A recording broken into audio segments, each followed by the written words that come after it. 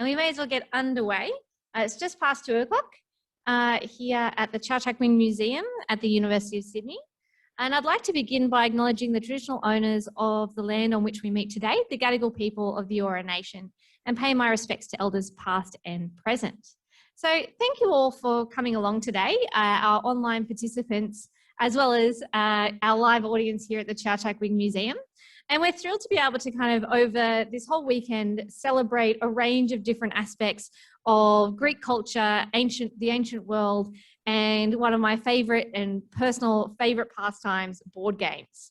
And so today, what we're really thrilled to be able to do is bring you Dr. Hamish Cameron, who's a lecturer in classics at Victoria University in Wellington, where Hamish is going to Zoom and present from today.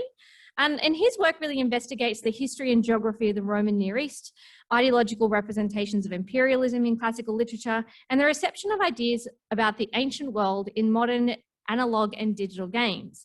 And it's this particular research area of Hamish's that we're going to focus on today with his presentation, Glory on the Plastic Battlefield, Viewing the Ancient Greek World Through Modern Board Games. So thanks, Hamish, for joining us, and take it away. Thank you very much for the introduction, Candace. Thanks to Candace and Craig for the invitation to speak as part of this exciting program. I wish I could be there to see it. I wish I could be there to see the Casasola Museum as well, but that will have to wait for another time. Is my audio coming through okay? Yeah, we can hear you perfectly, so take it away. Sorry, you just looked like you had a slightly funny look on your face. I was like, oh, is something wrong? No, I was trying to fix the mouse on this screen, so all is well. Right, a different kind of technical issue. Okay, so hello to everybody watching there live in Sydney and virtually around the world. It's great to be speaking to you all today. So as Candace has already mentioned, let me get my clicky thing working. I work on the Roman Near East, and I work on history and geography and geographical representation and ideological representations and empire, all this kind of stuff that you'd normally expect an ancient historian or a classicist to be working on. But I also work on the reception of ideas about the ancient world in games. And I come to this both as a game player of tabletop role-playing games, miniatures, war games, board games, and so on, but also as a game designer. And so I've designed a number of games. I was just actually talking about Candace, whose husband knows of my work through that means. And I think there's a few people in the audience today who also are more familiar with me as a game designer than as a classicist. So it's fair to say that I'm interested in games. And why is that? Well, the kind of glib answer is that games are fun, but then in order to defend that statement, I would have to define both games and fun, and I only have 45 minutes, so I'm not going to do either of those things. But one of the things about games that is fun for me is that they are little discrete sections of pieces of mechanics, little systems, mechanical systems that can be completely understood. And one of the things that we do as academics is try to understand big, complex systems that can't be fully understood. So there is a certain appeal in trying to understand something that is possible to understand fully. But the same thing applies, as well as when we think about the mechanical systems of games, the same thing applies to the themes and the settings of games, where these are little packages of genre conventions and rules for creating narratives or for simulating history. And that is also extremely exciting to me. And so I'm interested in games, both for those sort of personal reasons, but also I'm interested in a scholarly way, because games are big and games are everywhere and games use the ancient world. And they are one of the major ways that people will come into our classrooms with knowledge about the ancient world in the 21st century. And this is apparent now to an increasing number of scholars, and the degree to which games, as well as films, which has been going on for longer, engage with historical topics. This is a necessary topic of study. And this has sort of coalesced, if you like, around a field or a subfield or a burgeoning field called historical game studies. And historical game studies, simply put, is the study of those games that in some way represent the past or relate to discourses about it. And there's a variety of sort of subsections that this might have, or other sort of fields that have different names that might overlap with this. Like the history of games is not quite exactly the same thing, but is related. video game archaeology or archaeogaming, and the talk that Candace gave on Thursday relates to that, and the talk that Stavros is going to be giving tomorrow pertains to the history of games. But then also there's classical reception in games. And reception is just the study of the way people in some later time thought about some previous time, and what sense they made of it, what they understood about the world that they were thinking about. But whatever you call it, whatever it falls under for all of these categories, games are good to think with. Oh, I clicked on the wrong thing. Nope, I do not want to do that. I want to do this. There we go. Okay, so in 2005, William Uricchio published a now seminal article in Historical Game Studies with a couple of major goals.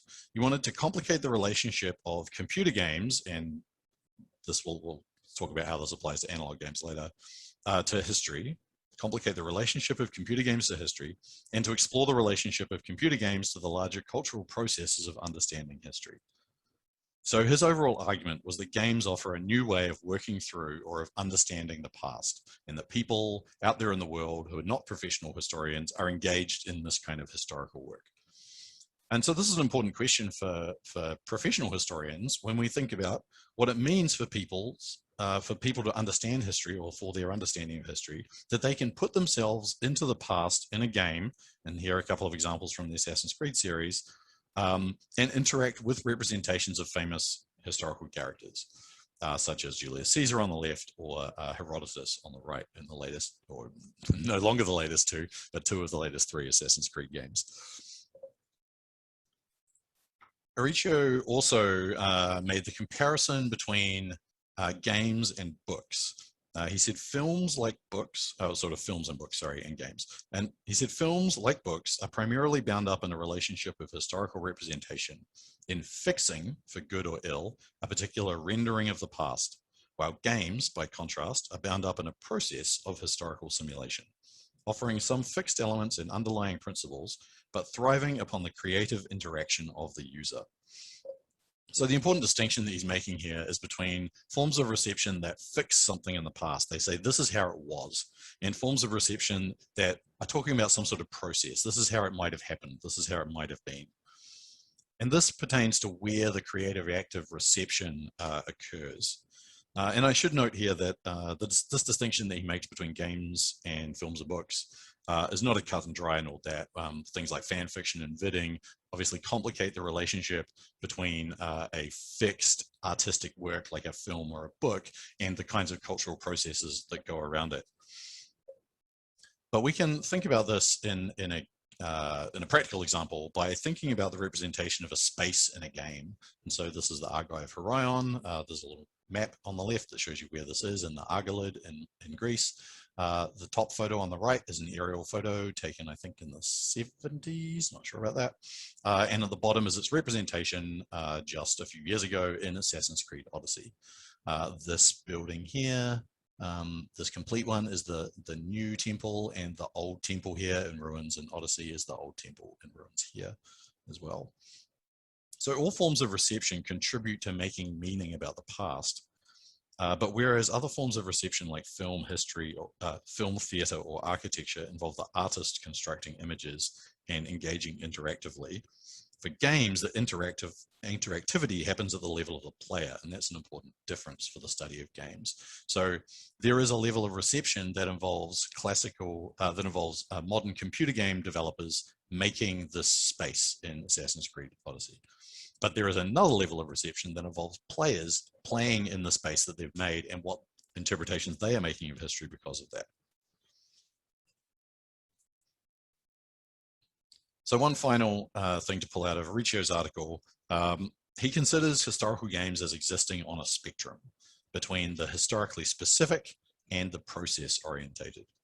And so historically specific games maximize specific historical detail and accuracy. Setting, conditions, and period details constrain play and create speculative what-if encounters. So that's at one end. And I would put something here from the computer game realm like Hades actually as historically specific.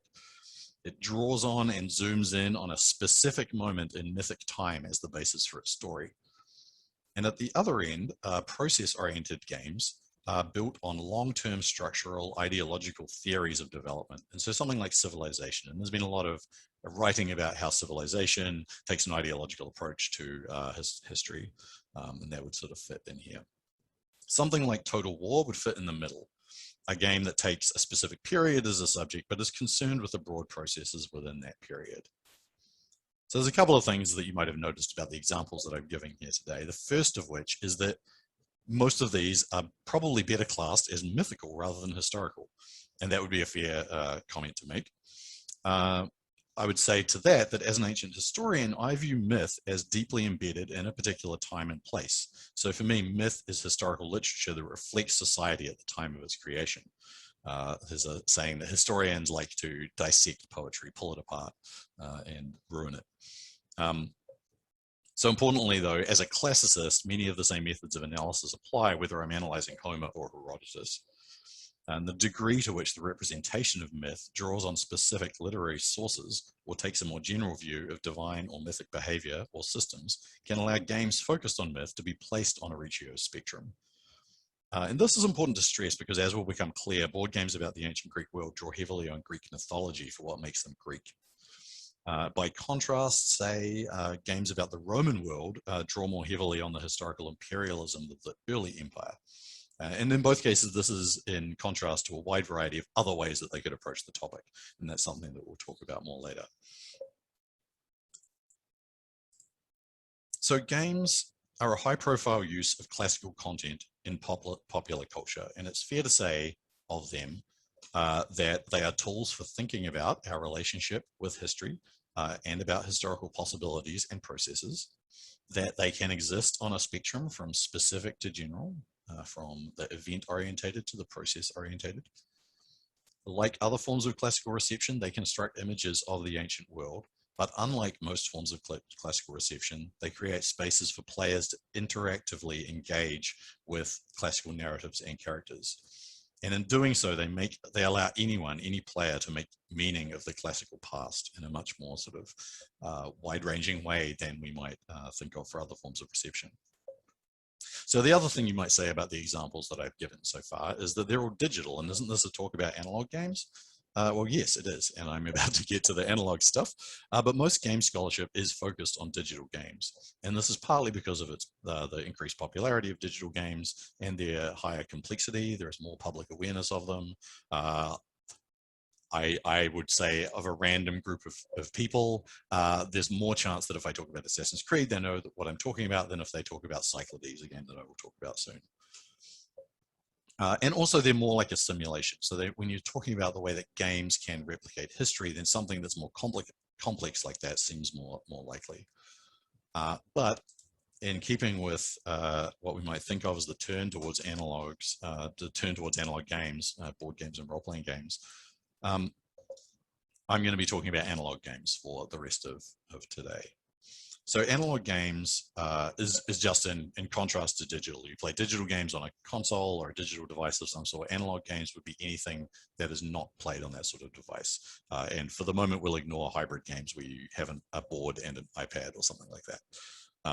But this would include things like board games, role-playing games, live action role-playing games. And I'm not going to talk about role-playing games. I'm just going to talk about board games. But if you have questions later, I'll be happy to speculate or to discuss them. So analog games have to be operated by people. So they have to be simpler and more abstract than a digital game. The rules and play have to be more elegant, and therefore they are a little bit more amenable to analysis. And that applies both in this kind of talk, but also in a classroom environment. Analog games are also increasingly popular. And obviously we don't see scenes like this very often today, but these are both from the these images are all from 2017 or 2019 of two of the biggest game fairs in the world.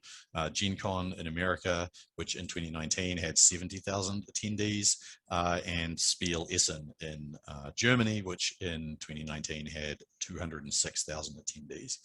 And if you go along to PAX Australia in Melbourne, you would see a large number of people playing these games as well. Not on that scale, but still significant. So what am I going to talk about in this talk. I've divided it into 3 parts, really 2 parts with a little addendum conclusion. I'm going to talk about what kinds of games exist. I'm going to talk about what kinds of games don't exist. And then I'm going to talk about what the current landscape tells us about the reception of the ancient world. So in order to talk about what kinds of games about the ancient world exist, I turned first of all to Board Game Geek. This is a website that's been operating since 2000 and has an online database of over 125,000 board games, each with ratings, rankings, and records of collection. It's moderated, but it's mostly user-driven in terms of the content. One feature that has is tags, and so this is the page for the tag ancient, which can be attached to board games if a user and the moderators agree that it fits as ancient. So to zoom in on this first instant here, we have a game called Seven Wonders Duel, and I'll talk about Seven Wonders later. We can see from this that it identifies how many people have self-identified as owning it, 96,000 in this case, how many people have rated it, 61,000, and what the average rating that they've given it is, 8.1. And you can sort this database in a number of ways. In this case, it was sorted by ranking. So this is the highest ranking ancient game in terms of the average score that people have given it. And it is a great game. So in order to assemble my data set, I sorted it by user ratings. And I looked at the games that had ratings of over 1,000. So I don't care what they thought of it. I care that they thought enough of it to give it a number, right? Even if that number was 1, it was still enough in their headspace. So I looked at all games with over 1,000 ratings in the ancient tag. And then I made this spreadsheet where I classified them as best I could according to what facet of the ancient world they dealt with. And by facet here, I mean what sort of civilization. So whether it was multiple civilizations or whether it was Greek or Roman, Egyptian, Mesopotamian, and so on. And I looked for themes, and then I sort of pulled out some to talk about that I think are representative of the way that games are doing things about the ancient Greek world in particular. And it also allowed me to make some little simple data visualizations, which I will show you. But before I get to that, just a few things about these numbers. They are all from the 1st to the 3rd of March this year. These numbers have all changed now, not by much, and I don't think it significantly affects the order. It certainly doesn't affect things at the level that I'll be talking about. But if you go looking and you find that this number doesn't line up, well, that's because this is being filmed in early April. These numbers were collected a month ago. And if you're watching this later, they will have changed even further. There are 174 games that fit my criteria of over 1,000 ratings. 2 of those games are in fact in the top 2 ancient game, top 12 most ranked games on Board Game Geek total. That's Seven Wonders and Seven Wonders Duel, and we'll get to those later. So now let's talk a little bit about my data. So of the 174 ancient games that I looked at, 24% of them have some aspect of Roman civilization as their focus. So that's the yellow area here. 18% feature multiple ancient civilizations, that's blue, often in anachronistic combinations. 14% focus on the Greeks, that's the red, and 13% on the Egyptians, the green over here. The remaining 31% cover a range of geographical areas from East Asia, Mesopotamia, and the Levant, the Americas, as well as some tangential themes such as Indiana Jones style archaeology, fantasy, generic ancient-y, where it kind of feels a little ancient but is not at all specific, abstract games, and anachronistic modern references to modern things for more established games. So Seven Wonders Duel and Seven Wonders here, a promo card representing the convention hall in which Essen takes place is highly rated. And a promo card that includes Stevie Wonder and Will Wheaton is also highly rated. So I also made a category for Atlantis, but it only actually included a couple of two games that were relatively low ranked. So I'm not really going to talk about that. I could have just folded them in with Greek. So for the most widely played ancient games, the balance shifts a little bit. And so here, this is games with over 5,000 ratings. 29% focus on multiple civilizations, 21% Egyptian, 18% Roman, 16% Greek. So a little bit of shuffling, but fairly similar. And then games with over 10,000 ratings. So these are the very highly rated games. 26% multiple, 26% in this other category, and then 16% for the other ones. So if we look at all these together, and I've given you how many are in each category with the N numbers there, around 50% of these games at all these levels are about Greece, Rome, and Egypt. They are the sort of big three. But also this blue category of games that are about multiple ancient civilizations and competition are also very popular. I should note here that these last two categories, the 5,000 plus and the 10,000 plus category, are both very small, like 38 and 19 games. So the quality of individual games becomes much more of a factor at that level, but also is relatively consistent across all of these. Another thing to note about this multiple category is that over half of the games in that multiple category are one game and its expansion. That game, Seven Wonders, is the fourth most rated game on Board Game Geek, behind games that anyone who knows anything about board games will know: Pandemic, Carcassonne, and Settlers of Catan. And I'll, as I said, have more to say about Seven Wonders. But let's start with the games that fall in the Greek category. So first of all, a game called Santorini. In Santorini, you are a Greek god or a mythical figure, and on the cover it's Poseidon and Aphrodite, but it does include demigods and monsters. It's a very simple game. The promotional materials claim that you'll only take 30 seconds to learn it, and then you'll play it forever. And it is very strategically complex, but simple to play, simple to learn the rules for. In Santorini, you move pawns around a map, placing layers of buildings, trying to reach the top layer before your opponent cuts you off with a blue dome. The base game includes 30 gods, each of which has a tweak to either moving or building, and that's the extent of the theme. This is obviously more based on the real-life city, a town of Santorini, named for Saint Irene in the 14th century, so definitely post-classical. On the island of Thera, which has the Minoan site of Akrotiri, but those do not come into play. Some of the powers are thematic.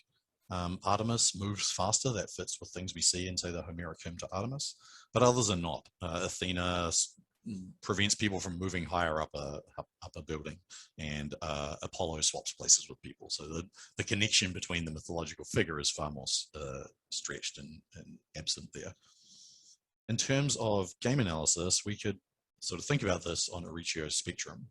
We have players playing the roles of gods, which makes general statements about divine control of the mortal world, and general statements about the role of each given god. So Apollo is the god of music and Artemis is the god of the hunt.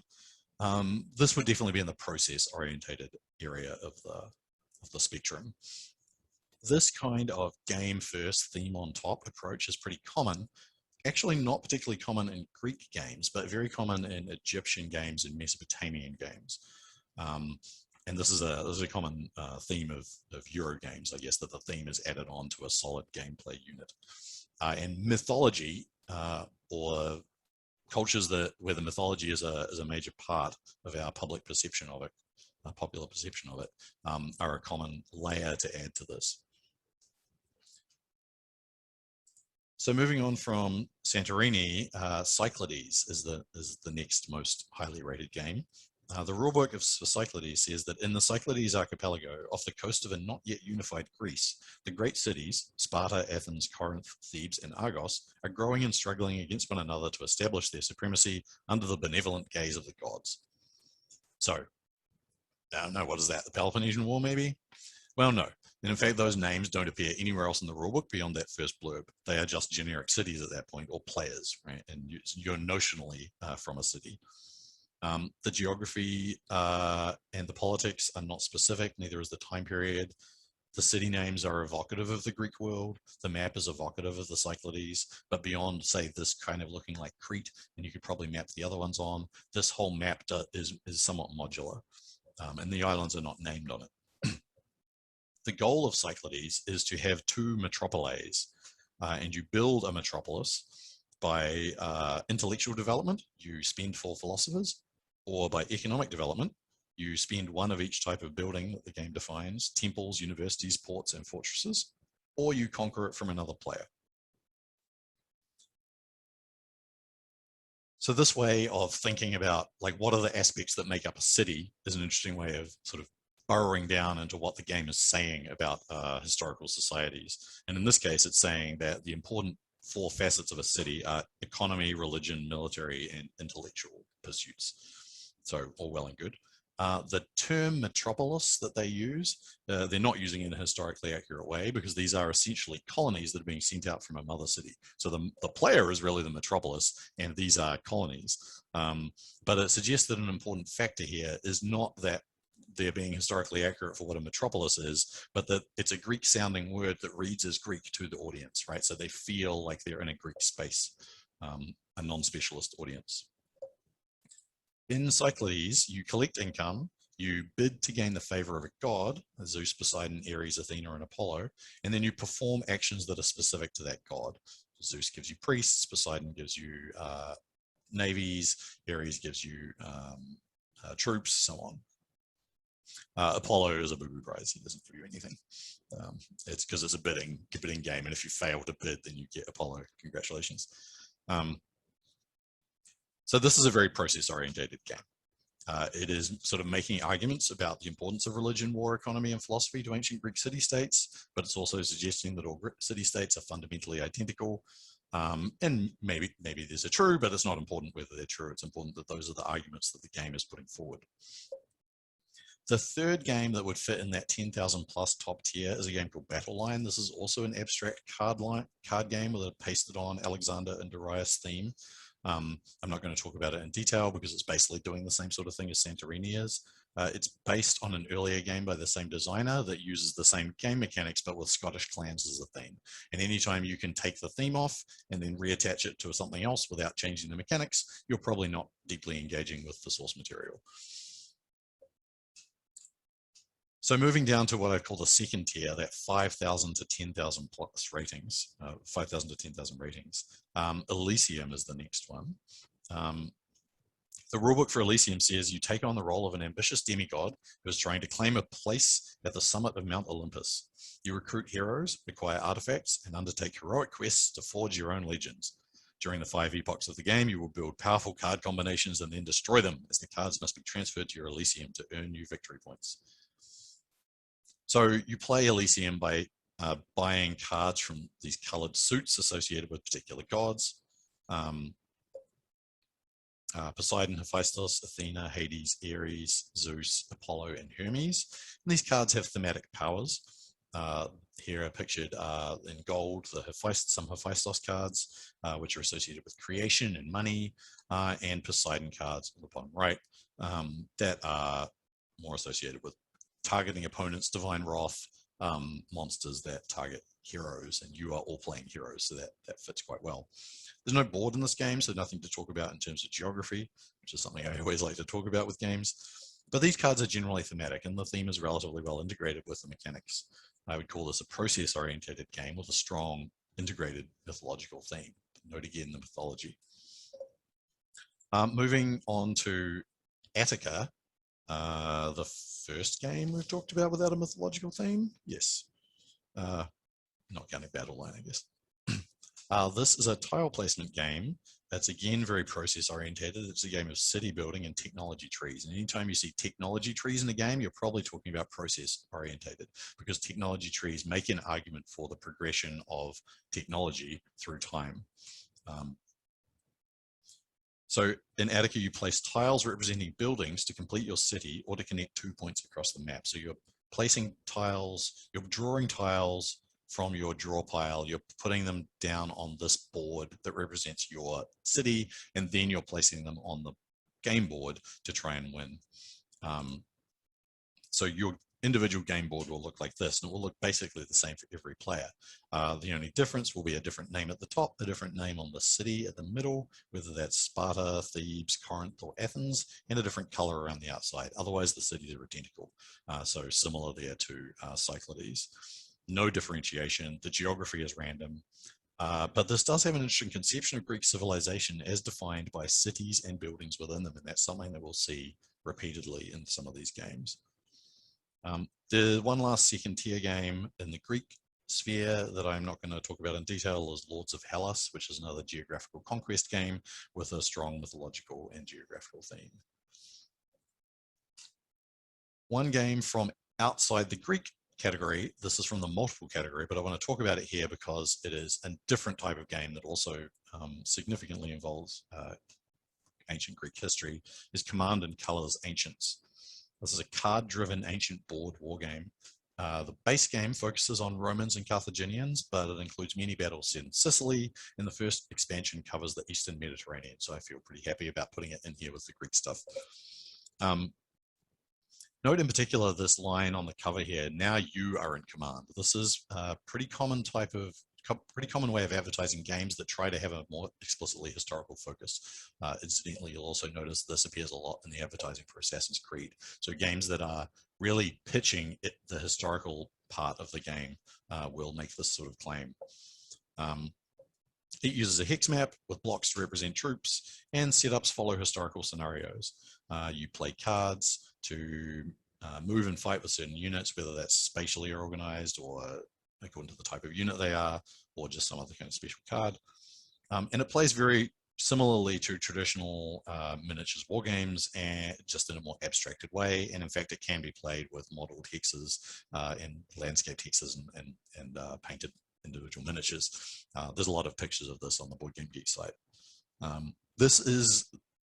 I think this is definitely worth talking about because it's event focused, and so few of the games that I've mentioned so far have been event focused. The more popular ones tend to be process orientated.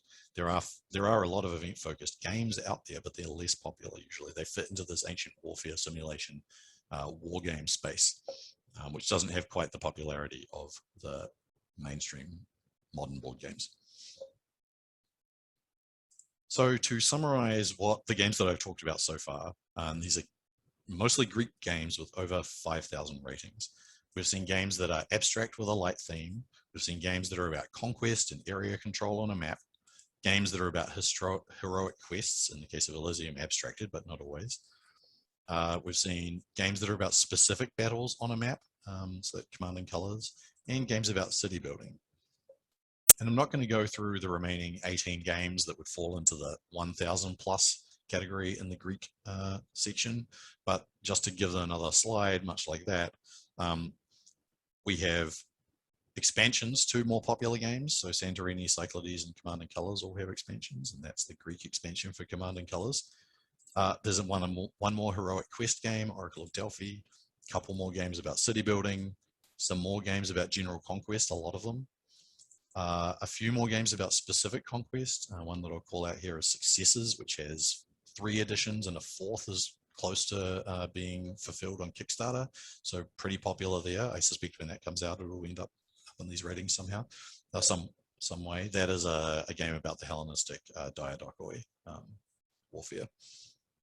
So only one new type of game that wouldn't fit into one of my established categories here already, and that's the politics category, but also a little conquest. And that game is Pericles, and I want to talk briefly about that because it's quite interesting from the perspective I'm looking at it. So Pericles, in Pericles, each player represents a Greek family with political influence spread across the 6 main cities of Greece. Players will use their influence to gain control of these cities, which in turn allows them to use their military forces to win glory on the battlefield.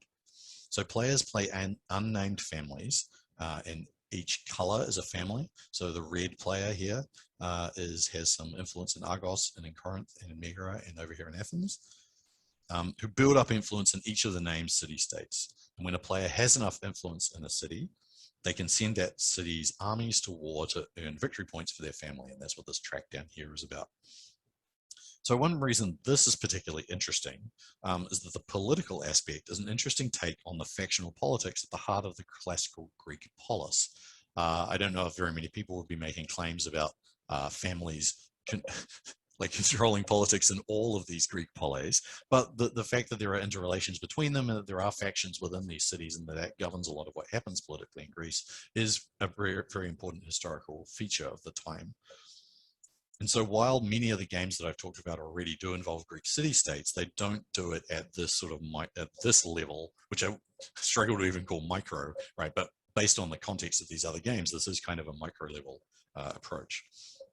They are, in fact, this is the only game so far that is putting the politics into the polis, and thus is interesting from an academic perspective.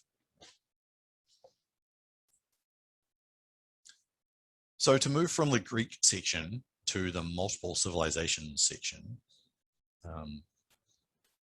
in the 10,000 plus category, these are the 5 games that comprise that big wedge. Seven Wonders Duel, Imperial Settlers, Seven Wonders Leaders, and Roll Through the Ages, the Bronze Age. So you're probably picking up on a pattern here.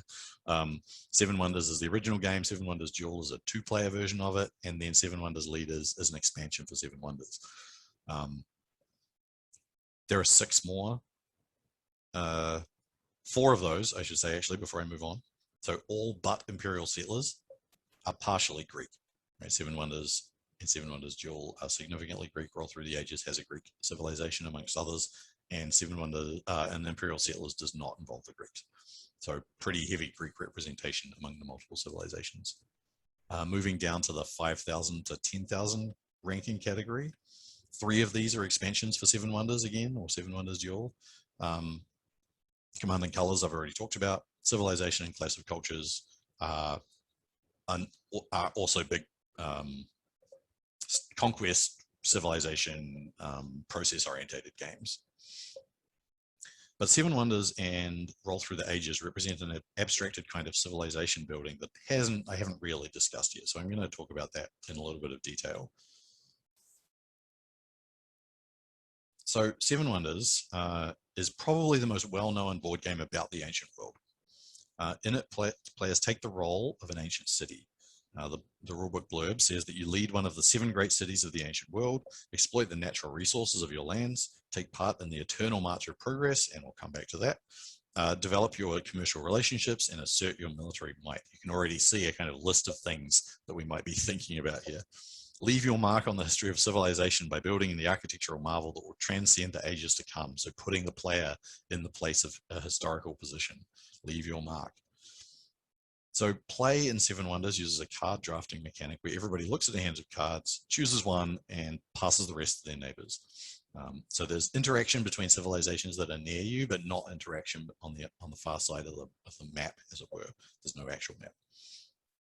All of the cards in Seven Wonders represent structures in a city or its hinterland and are divided into types. There are these brown and gray resources, which help you buy cards, buy other structures, commercial structures in gold, which help you trade with your neighbors, but only your neighbors.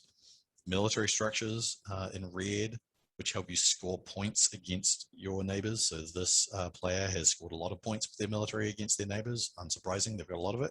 This player has just been beaten up a little bit. This is also a late game play, and this is an early game play. Then there are scientific structures, these ones in green, that are exponentially more valuable. If you have a lot of them, chances are you'll get a lot of points. And there's civilian structures in blue. And all of these are smaller cultural monuments.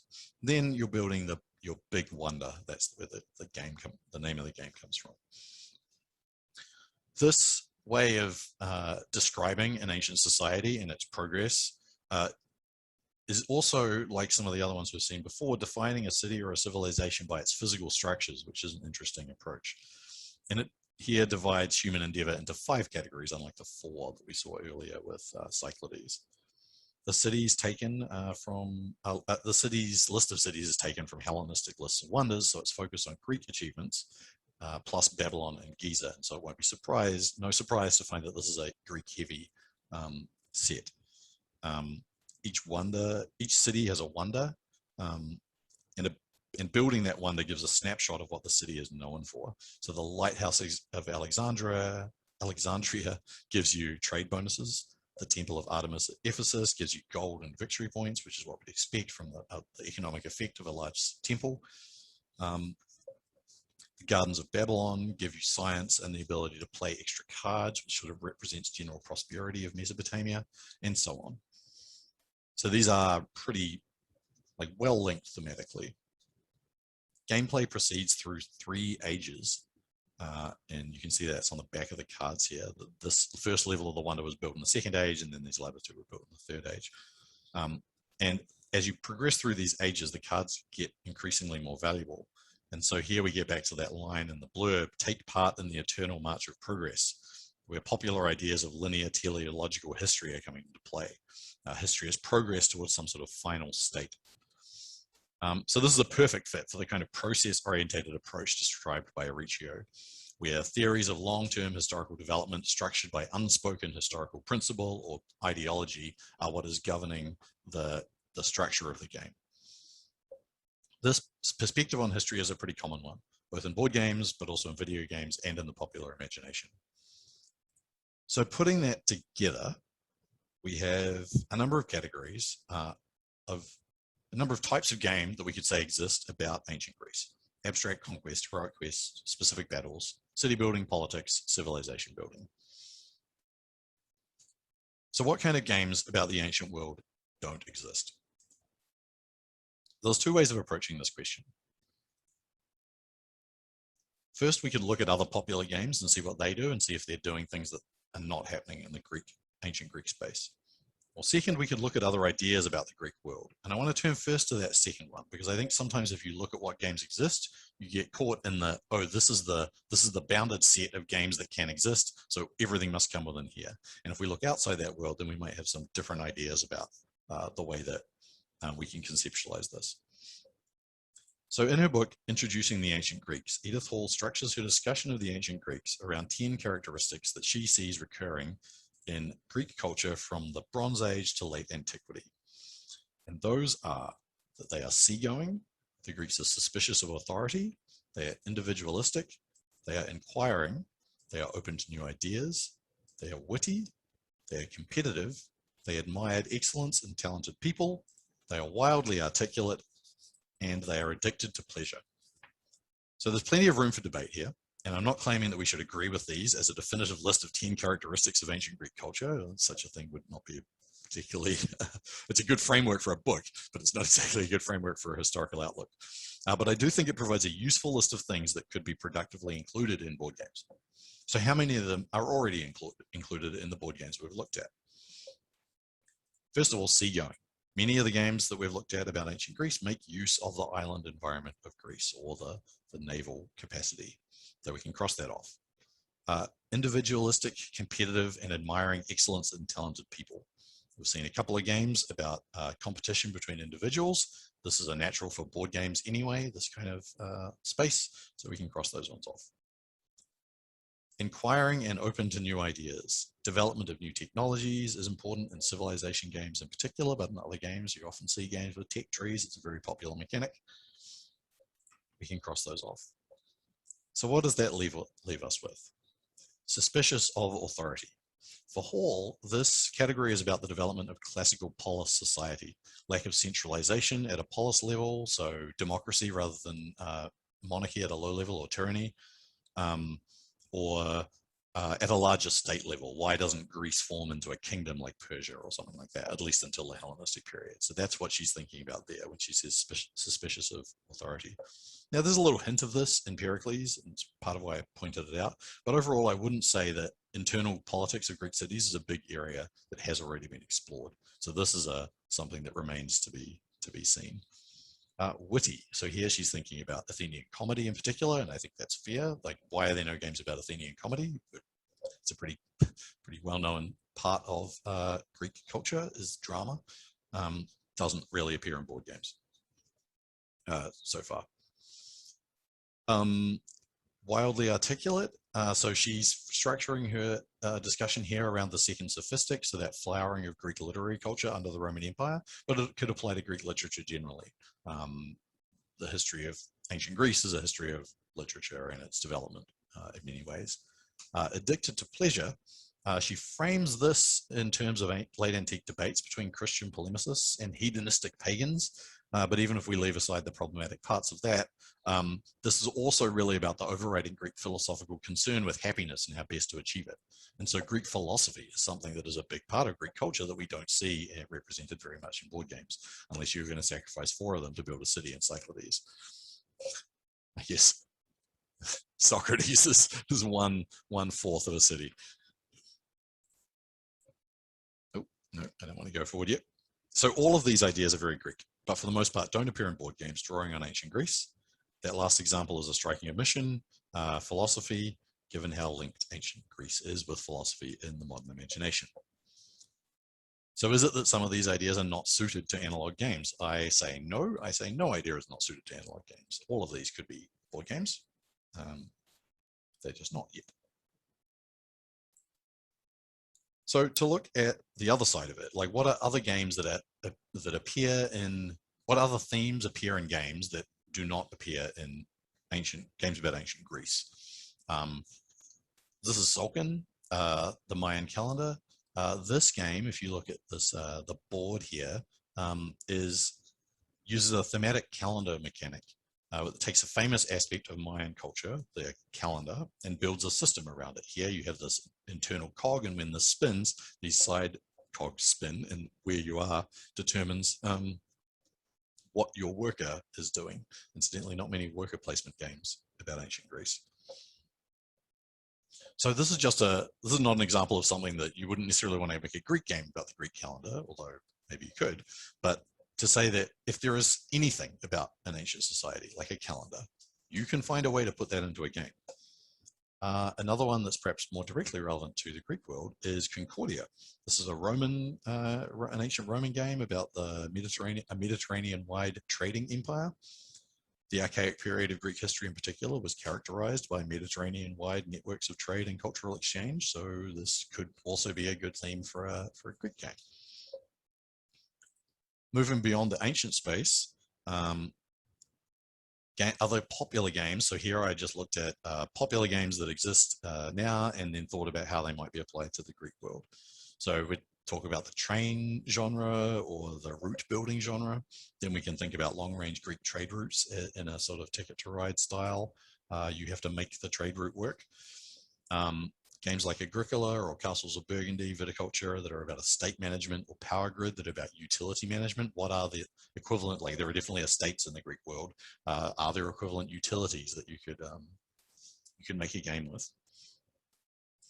Games like Sagrada, Azul, or Splendor, or even Wingspan, games that are about art and collecting art or creating art. Despite the popularity of classical art, there are very few games about it, certainly no popular ones. The wildly popular ones. King of Tokyo as an example of gladiatorial games. When people make video games about the ancient Greek world, they love to put Roman gladiatorial arenas in them for some reason. So it's somewhat surprising actually that we don't have a Greek gladiator game.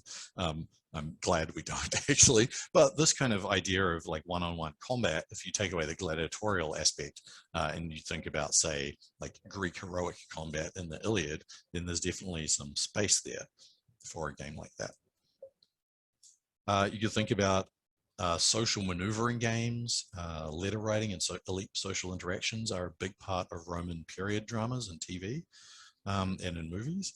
Don't really appear in games. This kind of social aspect of the ancient world, despite the social turn in history, has not really carried over into the game world.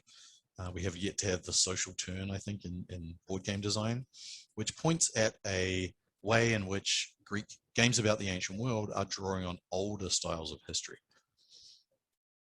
We might also think about something like Gloomhaven, perhaps the most popular game in the world at the moment, which is much closer to a tabletop role-playing space, or cooperative disaster prevention games. I would love some sort of cooperative prevent Vesuvius from erupting Roman game, but something in the semi-co-op or traitor mechanic space in the realm of politics could be a good example of how to do Greek politics well. So what does this tell us about the reception of the ancient world, and particularly the ancient Greek world? So what is Greek in these games? So the most popular games about the ancient Greek world are process-orientated rather than related to specific historical events. And I think this is related to the fact that many of these games involve mythology, and clearly people love mythology, Greek mythology. I mean, as a person who is currently lecturing Greek mythology, I could have told you that anyway, but I think it bears out in the way that games use mythology as well. Greek gods, slap Greek gods on an abstract game, and it's good enough. Competition between big damn heroes for glory and immortality is also a popular theme in Greek gods, also in Greek games. Competition between cities as well. And the idea of a polis as an independent and competitive entity is strong in these games, but not so much the consideration of its internal workings. How does a polis work? That's not something that games cover.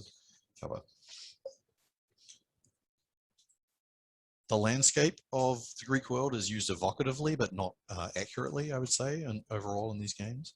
And interestingly, ancient Greek culture is regularly represented by distinctive monuments, architecture, and structures. So archaeological remains and the public impression of archaeology and that what remains of these places are mostly sort of ruins it makes a strong impression, I think, and as you can definitely see in the way these are playing out. So some aspects of ancient Greek culture that you might expect to be present in games about ancient Greece that are not, sort of talked about this already, but philosophy and literature, theatre, visual art, democracy.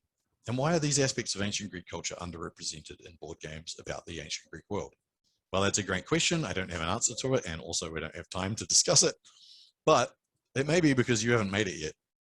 So in conclusion, I would like to encourage you all to try a game about the ancient world, or a game from the ancient world even, as some of you have been in the museum today. Or if you're feeling particularly inquiring, to design a game about the ancient Greek world. I'm sure Achilles and Ajax would approve. Thank you very much.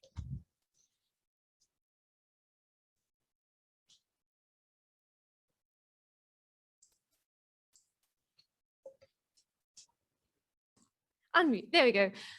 Wonderful. That was brilliant, Hamish. Thank you so much for that very interesting tour around current games. If anybody has any questions, you're more than welcome to possibly come over here so that Hamish can hear you if you have a question. And if there are any questions online, we can chuck those up as well. I think what you ended on was a really interesting point, because the idea of what's not represented in Greek games is something that I've definitely thought about as well, because what parts of Greek culture are not represented. And I think you're absolutely right in that there's absolutely ways that you could easily talk about things like philosophy and politics and culture and like art culture and things like that in board games that isn't there. But realistically, who is it that is making a lot of these board games? And where do you think they're getting their history from? And because I think that's a really big influence. Mm-hmm.